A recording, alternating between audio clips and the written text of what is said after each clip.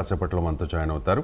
ఇవాల్టి ప్రధాన వార్తల్ని చూద్దాం. ఎన్డీఏ నేతగా మోదీ, ఏకగ్రీవంగా ఎన్నుకున్న నేతలు, మోదీ సారథ్యంపై ప్రశంసలు, కూటమి తొలి భేటీలో తీర్మానం, వీలైనంత త్వరగా ప్రభుత్వ ఏర్పాటు. నితీష్ సహా 16 పార్టీల నేతలు హాజరయ్యారు. రేపు ఎన్డీఏ ఎంపీల కీలక సమావేశం జరగబోతోంది. మోదీని నాయకునిగా ఎన్నుకోనున్న ఎంపీలు అనంతరం రాష్ట్రపతికి మద్దతు లేఖల సమర్పణ ఉంటుంది. రాష్ట్రానికి 4 కేంద్ర మంత్రి పదవులు వచ్చే అవకాశం కనిపిస్తోంది. ఎన్డీఏలో కీలకంగా మారింది తెలుగుదేశం పార్టీ. ఎన్డీఏలో భారతీయ జనతా పార్టీకి 240 సీట్లు వస్తే ఆ తర్వాత స్థానంలో తెలుగుదేశం పార్టీ ఉంది 16 స్థానాలతో. సో కీలక శాఖలు కోరుతూ ఉన్నారు చంద్రబాబు నాయుడు. జనసేనకు అలాగే ఏపీ బీజేపీ నేతలకు కూడా కొన్ని మంత్రి పదవులు దక్కే అవకాశాలు కనిపిస్తూ ఉన్నాయి. ఇక మంత్రుల రేసులో అనే వార్తను చూడొచ్చు. ఆశావహుల జాబితాపై చంద్రబాబు ప్రాథమికంగా కసరత్తు చేస్తూ ఉన్నారు. పవన్ కళ్యాణ్కు డిప్యూటీ సీఎం పదవిపై ఇంకా ఒక క్లారిటీ రాలేదు. విపక్షంగా సభలో అడుగుపెట్టి ప్రభుత్వంలో చేరతామంటూ ఉన్నారు జనసేన అధినేత. ఒకేసారి 2 పాత్రలు పోషించడం సాంకేతికంగా ఎలా సాధ్యమో అని చెప్పి ఒక ఇంట్రెస్టింగ్ విషయం ఏంటంటే, వైఎస్ఆర్ కాంగ్రెస్ పార్టీకి ఇంత దారుణమైన ఫలితాలు వచ్చిన తర్వాత ఆ పార్టీ అధపాతాళానికి తొక్క వేయబడిన తర్వాత సాక్షిలో వచ్చిన వార్త ఇది. నేను ఇప్పుడు చదువుతున్న వార్త. మంత్రుల విషయంలో ఎవరెవరికి ఏమేమి ఇవ్వాలి, ఏంటి, పవన్ కళ్యాణ్కి ఇంపార్టెన్స్ ఎలా ఉంటుంది అనే దాని మీద సాక్షిలో రావడం కాస్త ఆశ్చర్యంగా ఉన్న అంశం.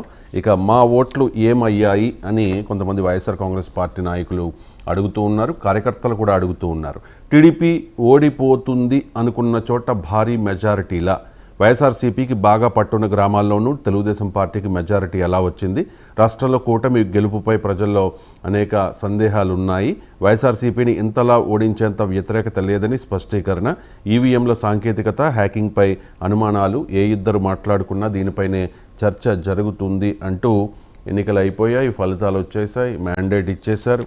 వైఎస్ఆర్ కాంగ్రెస్ పార్టీ స్మాష్ అయిపోయింది ఆల్మోస్ట్. తెలుగుదేశం పార్టీకి గత వైభవాన్ని ఇచ్చారు. జనసేన పార్టీ కీలకంగా పనిచేసింది.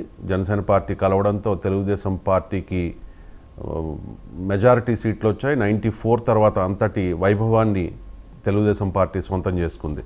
అయినా కూడా ఇంకా కూడా వైఎస్ఆర్ కాంగ్రెస్ పార్టీ నాయకులు ఈ తరహా ఆరోపణలు, అనుమానాలు వ్యక్తం చేస్తూ ఉన్నారు. ఈ వార్త మా ఓట్లు ఏమయ్యాయి, గల్లంతయ్యాయి, ఏదో సాంకేతికత, ఈవీఎంల సాంకేతికత, హ్యాకింగ్పై అనుమానాలు ఉన్నాయి అంటూ సాక్షిలో వచ్చిన వార్త ఇది. ఇక అటు అధికారం ఇటు విపక్ష హోదా రెండూ టెక్నికల్గా ఎలా సాధ్యమో చూడాలి అంటూ ఉన్నారు పవన్ కళ్యాణ్.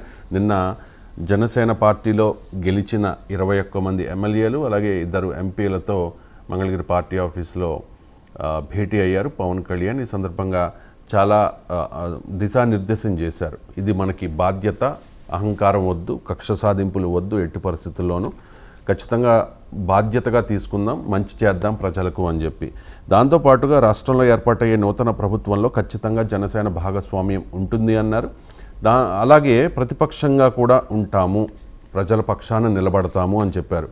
టెక్నికల్గా ఇది ఎంతవరకు సాధ్యం అనే డౌట్స్ వ్యక్తం అవుతూ ఉన్నాయి. ఇక జీతం తీసుకుంటా ప్రతి రూపాయికి బాధ్యతగా పనిచేస్తానని చెప్పి పవన్ కళ్యాణ్ స్పష్టం చేశారు. 5 కోట్ల మందికి జవాబుదారీగా ఉండాలి, పార్టీ కార్యాలయం ప్రజల కోసం తెరిచే ఉంటుంది.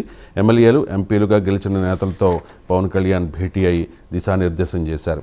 ఇక తప్పులు తేల్చే టైం వచ్చేసింది. గత 5 ఏళ్లుగా 2019 నుంచి 24 వరకు ఈ 60 నెలలలో వైఎస్ఆర్ కాంగ్రెస్ పార్టీ ప్రభుత్వం చేసిన తప్పుల్ని, అవినీతిని, దోపిడీని, అరాచకాన్ని, ప్రతిదాన్ని కూడా తేల్చేస్తాము అని చెప్పి తెలుగుదేశం పార్టీ నాయకులు చెబుతూ ఉన్నారు. తప్పులు తేల్చే టైం ఇది.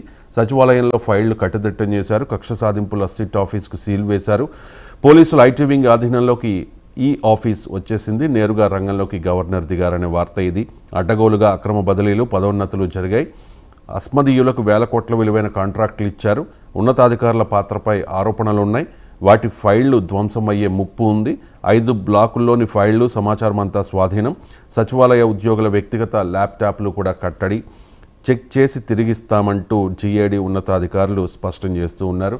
నిన్న చాలామంది మంత్రుల పేషీల్లో నేమ్ బోర్డులను కూడా తీసేసిన పరిస్థితి. ఇక వైఎస్ఆర్ కాంగ్రెస్ పార్టీలో కలకలం అనే వార్తను ఆంధ్రజ్యోతిలో చూస్తూ ఉన్నాం.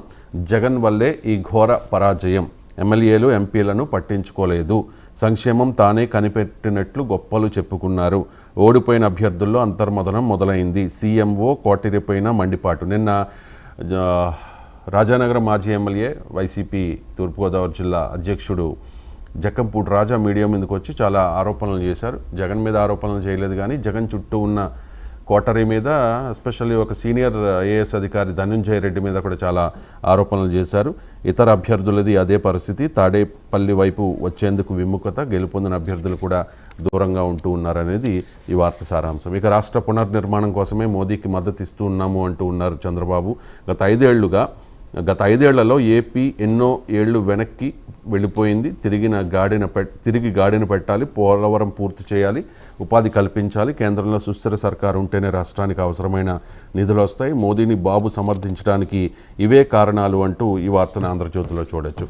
ఇక నెక్స్ట్, తెలిసింది కొంతే తెలియాల్సింది కొండంత, వైసీపీ ప్రభుత్వ అరాచకాలపై మీడియాకు మాకు తెలిసింది తక్కువే అంటూ ఉన్నారు చంద్రబాబు నాయుడు. సంబంధం లేని వ్యవస్థతో అప్పులు తెచ్చి ఖర్చు చేశారు, రాక్షస పాలన అంతమవ్వడంతో ప్రజలకు స్వేచ్ఛ లభించింది, కూటమి విజయం అనంతరం తొలిసారి మీడియాతో మాట్లాడుతూ ఈ వ్యాఖ్యలు చేశారు చంద్రబాబు నాయుడు. ఇక బీఆర్ఎస్ ఓట్లు బీజేపీకి బదిలీ అయ్యాయి అంటూ ఉన్నారు రేవంత్ రెడ్డి. అసెంబ్లీ ఎన్నికల్లో 37.5% ఓట్లు తెచ్చుకున్న బీఆర్ఎస్ ఇప్పుడు 16% పడిపోయింది. 22% బీఆర్ఎస్ ఓట్లు భారతీయ జనతా పార్టీకి ఉద్దేశపూర్వకంగా బదిలీ చేశారు. లోక్సభ ఫలితాలపై సీఎం రేవంత్ రెడ్డి వ్యాఖ్యలు చేశారు. బీజేపీని గెలిపించేందుకు బీఆర్ఎస్ నేతలు అవయవ దానం చేశారు అంటూ సంచలన వ్యాఖ్యలు చేశారు. బీజేపీ గెలిచిన 8 స్థానాల్లో బీఆర్ఎస్ 7 చోట్ల డిపాజిట్ కోల్పోయింది. మా పాలనను మెచ్చుకున్న ప్రజలు ఓట్లు సీట్లను పెంచి ఆశీర్వదించారు. మేము అభిమానులు ఆశించిన స్థాయిలో మాత్రం ఫలితాలు లేవు అంటూ రేవంత్ చెప్పారనే వార్తను సాక్షి వార్త ఇది. ఇక కాంగ్రెస్ అధిష్టానం సీరియస్ అయింది రేవంత్ రెడ్డి మీద అనే వార్తను నమస్తే తెలంగాణలో చూడొచ్చు. 64 మంది ఎమ్మెల్యేలు ఉంటాయి, 8 ఎంపీ సీట్లు వచ్చాయి. 8 మంది ఎమ్మెల్యే సీట్లు ఉన్న భారతీయ జనతా పార్టీకి 8 ఎంపీ సీట్లు వచ్చాయి. సో 6 నెలల్లోనే ఎంత వ్యతిరేకత ఎందుకు వచ్చింది, ఎందుకు ఇలా, తప్పెవరిది, ఎక్కడ తప్పు జరిగింది అంటూ దీపాదాస్ మున్షీని నివేదిక కోరిన ఏఐసిసి, అభ్యర్థుల ఎంపిక సరిగ్గా లేదన్న పార్టీ నేతలు అంటూ కాంగ్రెస్ పెర్ఫార్మెన్స్ ఈ 6 నెలల్లో దిగజారింది అనే వార్త ఇది నమస్తే తెలంగాణలో వచ్చిన